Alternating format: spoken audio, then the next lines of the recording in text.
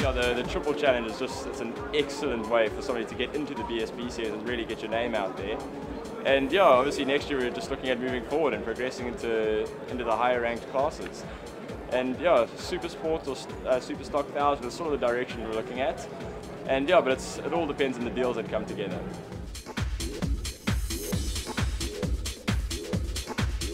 The Super Sport bike is different from the TTC bike because it's got better suspension, better electronics package, better tyres.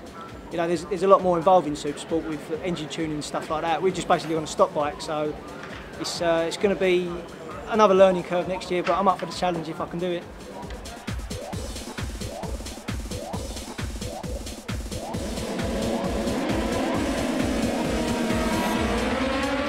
For the championship leader, great start from the man alongside him, yesterday's race winner James Egan, and it's the 21-year-old South African who rattles through Redgate in the lead on bike number 81. Chrissy Rouse, number 55, fighting with Tom Wheaton for second place. Rouse has a big moment, a huge moment as he exits Melbourne hairpin.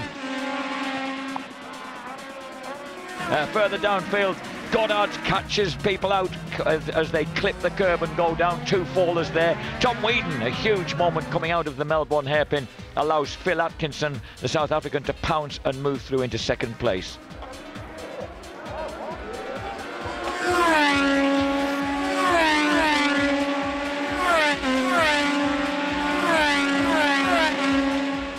And then he moves in on Phil Atkinson, number 5, and brilliantly slices beneath him at Coppice and holds him off as they come down the hill. And then at the old hairpin on the next lap, James Egan loses the lead. Rob Guyver snatches it from him, side by side as they go through Starkeys and up the hill towards McLean's. But Rob Guyver has snatched victory, his 9th of the season, to cement his hold on the Triumph Triple Challenge Championship of 2012.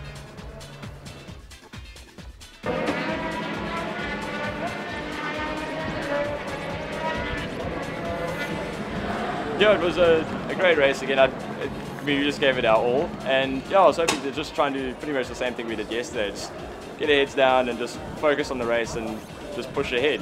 And yeah, fortunately the start went quite well again, so yeah, I just started pushing from the beginning.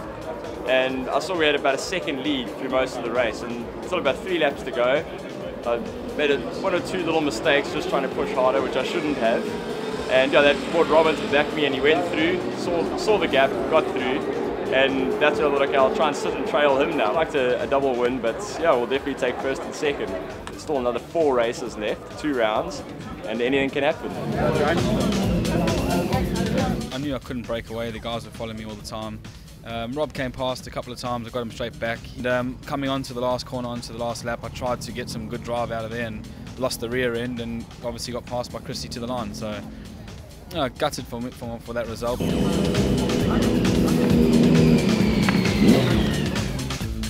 Yeah, I mean, it was a bit of an up and down weekend at the start. I had a crash on the Friday and managed to get that sorted, managed to get pole position. Had a bit of trouble with my signal man, but that was all sorted out.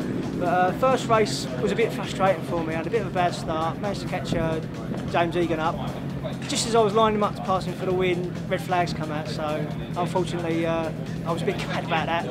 But today I definitely wanted to go out and win today. Again, I made a terrible start. I got boxed in on the first turn, pushed wide. I was in about 9th on the first lap. I just worked my way through, getting closer and closer. I didn't know if I was going to win or not. And when I went past Phil, I could see I had enough time to catch James to win it. So I just got my head down, done it, and it was fantastic. Brilliant weekend. I mean, I know I could do it at Silverstone, but I'm going to take each race as it comes, and just what will be will be.